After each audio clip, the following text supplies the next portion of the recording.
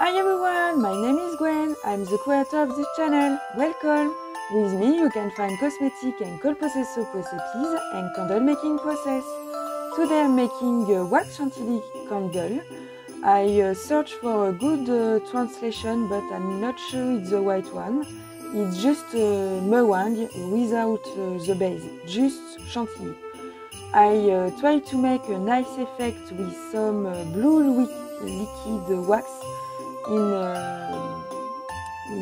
my pot before I put the chantilly, but I put too much and the blue is too visible.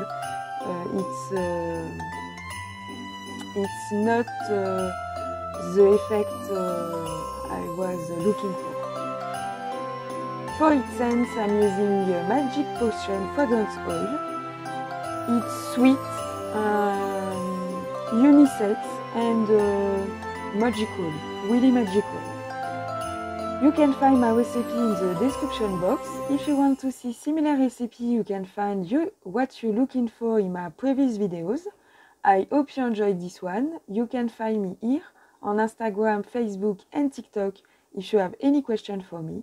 Have a great day. See you soon. Bye.